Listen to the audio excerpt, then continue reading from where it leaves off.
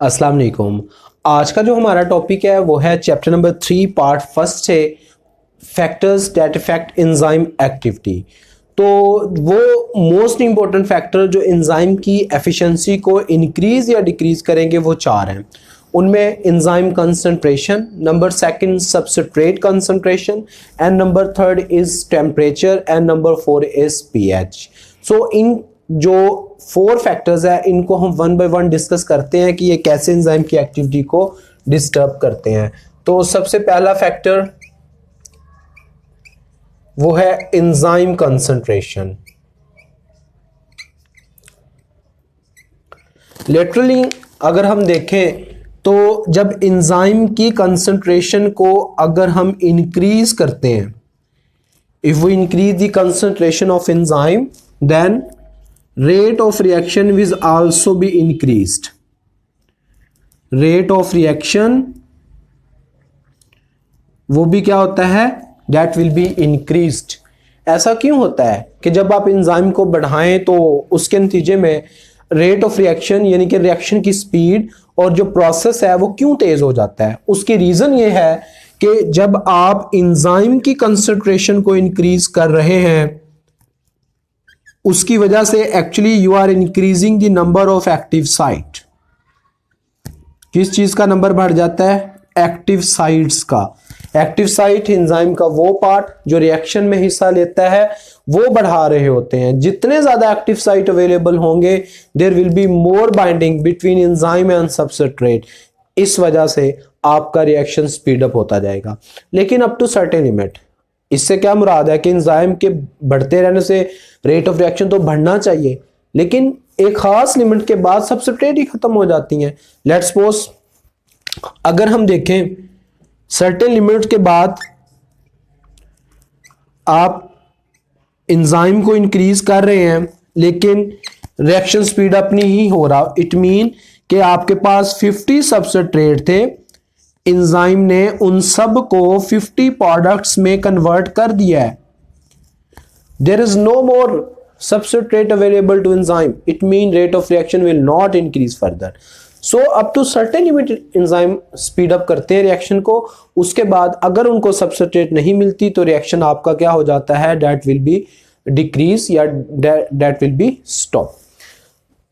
उसके बाद the second factor जो रेट ऑफ रिएक्शन या स्पीड को चेंज करता है वो है सबस्ट्रेट कंसंट्रेशन।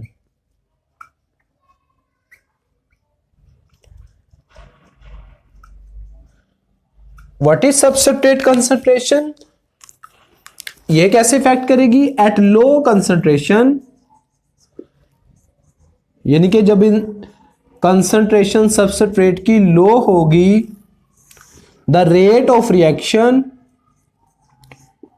यानी कि जो रिएक्शन की स्पीड होगी that will be directly proportional to concentration of substrate. वो सबस्ट्रेट की कंसंट्रेशन के इक्वल होगी। ऊपर पॉइंट नहीं भूलना है, लो कंसंट्रेशन यानी कि एक्चुअली कंसंट्रेशन ऑफ सबस्ट्रेट और रेट ऑफ रिएक्शन का इनवर्स रिलेशन है, लेकिन उसने कंडीशन बता दी है कि अगर आपके पास 5 सबस्ट्रेट थे और 5 एंजाइम हैं तो रिएक्शन को देखें आप, आपके पास कितने एंजाइम है? 5 एंजाइम। आपने उसको पहली सबस्ट्रेट दी, रिएक्शन इंक्रीज होगा। मैं ग्राफिकली भी बता देता हूं। Let's suppose this is graph. आपने एक सबस्ट्रेट के लिए एक एंजाइम अवेलेबल है, रिएक्शन स्पीड अप हुआ। आपके पास एंजाइम कांस्टेंट 5 रखे हुए हैं, 2 सबस्ट्रेट बढ़ाए यानी कि 1 से 2 कर दिया, रिएक्शन आपका फर्दर इंक्रीज होगा। आपने फर्दर इंक्रीज किया, सबस्ट्रेट को 3 किए, रिएक्शन क्या होगा? It will be further increase. आपने रिएक्शन में सबस्ट्रेट को 4 किया, रिएक्शन फिर इंक्रीज होगा। जैसे ही आप 5 करते हैं उसके नतीजे में एंजाइम 1 टाइम मोर इंक्रीज होगा। लेकिन आपने क्योंकि एंजाइम की कंसंट्रेशन को कांस्टेंट रखा हुआ है, अब आप सबस्ट्रेट 6 करेंगे, reaction will not increase more, ये लाइन आपकी पैरेलल हो जाएगी। इट मीन ये जो पॉइंट है यहां पर जाकर रिएक्शन फर्दर आगे नहीं बढ़ेगा। इस पॉइंट को हम सैचुरेशन बोलेंगे। What is saturation? If all the active site, यानी कि 5 enzyme mean 5 active site are blocked by substrate, यानी कि उनके साथ सबस्ट्रेट बाइंड हो चुके हैं, there is no further active site for upcoming substrate, आने वाले सबस्ट्रेट के लिए तो एक्टिव साइट बचा ही नहीं है, इट मीन कि वो पॉइंट ऑफ सैचुरेशन है। Point of saturation mean when there is no active site of when there is no active site available for substrate, so that's why 5 substrate जब पूरे हो जाएंगे, 5 एंजाइम ब्लॉक हो गए, उन्होंने अपना काम शुरू कर दिया, रिएक्शन आपका बैलेंस सैचुरेशन पॉइंट पे चला जाएगा, लाइन ऊपर नहीं जाएगी, सीधी जाएगी। इट मीन सीधा जाने से मुराद कि ये this is the point of saturation. This is short question, what is saturation? The point when all the active site has been blocked by substrate, उसको हम बोलेंगे सैचुरेशन। 1 सबस्ट्रेट 2 3 4 5 इस पे बढ़ा, 6 की सबस्ट्रेट एंजाइम से ज्यादा हो गए, इट मीन एक्टिव साइट ही नहीं है, उसको हम सैचुरेशन पॉइंट बोलेंगे। So this is the second point कि रेट ऑफ रिएक्शन किस तरह जो है वो एंजाइम और सबस्ट्रेट की वजह से वेरी करते हैं। Next important factor, third factor is temperature.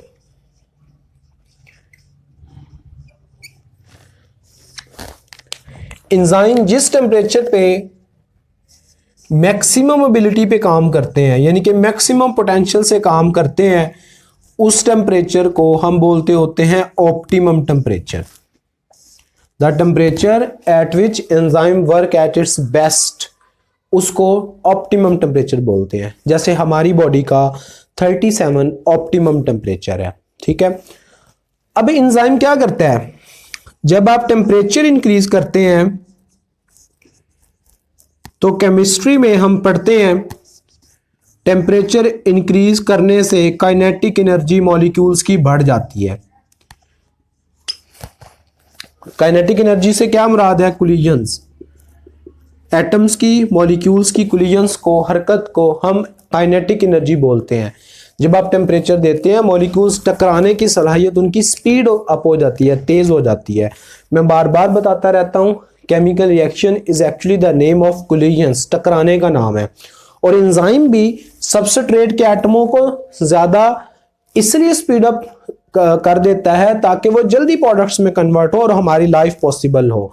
अगर एंजाइम ना होते रिएक्शन वैसे ही स्लो होना था, बट अगर हम एंजाइम के साथ टेम्परेचर को भी इंक्रीज करें, चाहे वो इंडस्ट्रियल प्रोसेस हो या बॉडी का, लिविंग थिंग्स के अंदर, उससे काइनेटिक एनर्जी बढ़ती है। जैसे काइनेटिक एनर्जी बढ़ती है तो कोलिजन्स बढ़ती हैं और उसके नतीजे में रिएक्शन क्या होते हैं? Speed up. ये सिर्फ ऑप्टिमम की बात कर रहा हूं। अगर हम इसको देखें ग्राफिकली, अगर हम इसको मैं बनाऊं तो ग्राफिकली अगर हम इसको देखें तो हमें समझ आएगी कि जिस टेम्परेचर पर ये रिएक्शन हो रहा है, लेट्स सपोज 10 20 30 40, यहां पे टेम्परेचर कम था, रिएक्शन स्लो हो रहा है, अब यहां पर स्पीड अप हो रहा है, यहां पर जाके उसने मैक्सिमम पॉइंट दिया, फिर उसके बाद यहां पर और स्पीड अप हो गया। ये टेम्परेचर था 37 डिग्री सेल्सियस ह्यूमन बॉडी में। उसके बाद आपने टेम्परेचर फिर बॉडी का इंक्रीज कर दिया है। जैसे ही आप इस लिमिट से बियॉन्ड जाएंगे, रिएक्शन आपका स्लो होना शुरू हो जाएगा, क्योंकि यहां पर एंजाइम एक्टिविटी रिड्यूस हो गई है। इस पॉइंट को जिस पे जाके एंजाइम की एक्टिविटी स्लो या स्टॉप हो गई है, उसको हम बोलते होते हैं डीनेचुरेशन।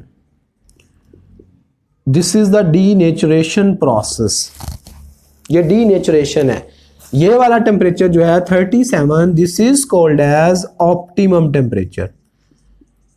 ऑप्टिमम टेम्परेचर से क्या मुराद है कि इतनी कोलिजन्स थी कि किसी की स्ट्रक्चर नहीं डिस्टर्ब हुई, ना एंजाइम की ना सबस्ट्रेट की, इतना टेम्परेचर था। लेकिन आपने सब्र नहीं किया और रिएक्शन को हीट देने लग गए, तो फिर आपकी एनर्जी नहीं बनेगी क्योंकि एंजाइम काम नहीं कर रहे हैं। सो दैट्स व्हाई आप टेम्परेचर इंक्रीज करने से एंजाइम के अंदर कौन सा प्रोसेस हो जाता है? Due to much kinetic energy और too much collisions the globular structure is open. Denaturation से क्या मुराद लेते हैं? एंजाइम की जो ग्लोबुलर स्ट्रक्चर थी that will be destroyed due to heating. Due to heating उस इफेक्ट को जिसमें उसकी ग्लोबुलर स्ट्रक्चर डिस्ट्रॉय हो गई है, उसको हम क्या बोलेंगे? Denaturation. What is globular structure? I am repeating again, जब इन प्रोटीन ने फंक्शनल होना होता है तो उसके अंदर मल्टीपल फोल्डिंग्स होती हैं और उसके अंदर ऐसे रीजन्स बनते हैं जिसको, लेट्स सपोज ये रीजन बना, इसको हम क्या बोलेंगे? Active site. अगर तो एंजाइम की ये फोल्डिंग सही है, this is globular structure, this is the functional part, this is the functional type of enzyme. लेकिन आपको मैंने समझाया था यहाँ पर डिफरेंट टाइप्स के हाइड्रोजन आयनिक बॉन्ड्स होते हैं जिसने ये स्ट्रक्चर को मेंटेन किया होता है। जब आप इसे हीट ज़्यादा दोगे, जो उसकी बर्दाश्त से ज़्यादा एंजाइम से, तो एंजाइम के ये जो बॉन्ड्स होते हैं दे विल बी ब्रेक, ये टूट जाएंगे और एंजाइम अपनी ओरिजिनल स्ट्रक्चर यानी कि प्राइमरी स्ट्रक्चर में जिसकी फोल्डिंग की वजह से वो बना था उसमें वापस रिटर्न हो जाएगा। ग्लोबुलर से किस स्ट्रक्चर में चला जाएगा? प्राइमरी स्ट्रक्चर में।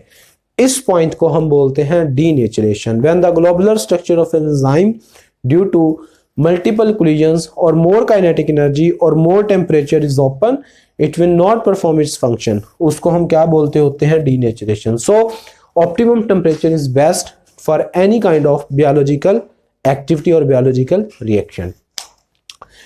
उसके बाद वेरी लास्ट पॉइंट है about pH. pH. What is pH? Concentration of hydrogen ions. Simple, वैसे केमिस्ट्री में इसकी डेफिनेशन है pH को negative log of hydrogen ion concentration, लेकिन हम इन चक्रों में नहीं पढ़ेंगे, टू द पॉइंट रहेंगे। आपके लेवल पे कंसंट्रेशन ऑफ हाइड्रोजन आयन को हम pH कहते हैं। जिस तरह टेम्परेचर स्पेसिफिक चाहिए एंजाइम, क्योंकि उसमें बॉन्ड्स होते हैं, कोई आयंस ऐड करेंगे तो उसके बॉन्ड्स खत्म हो सकते हैं, वैसे ही एंजाइम की प्रॉपर फंक्शनिंग के लिए जो पीएच होती है उसको हम क्या नाम देते होते हैं? Optimum pH. ठीक है, ऑप्टिमम पीएच, जिसकी एक एग्जांपल देता हूं। For example pepsin. पेप्सिन जो है ये एक एंजाइम है जिसको पीएच अगर ये करना चाहता है, आज ही ये डिस्कशन हुई है लेक्चर में कि पेप्सिन और पेप्सिनोजिन कैसे एक्टिव होते हैं, पेप्सिनोजिन से पेप्सिन कैसे बनता है। इसको पीएच 2 से 3 चाहिए होती है। तो अगर हम देखें ऐसे, अगर पीएच 1 2 3 ये 4 5 ऐसे देखें तो इसकी पीएच बढ़ाने से मैक्सिमम 2 या 3 तक इसकी एक्टिविटी बढ़ेगी।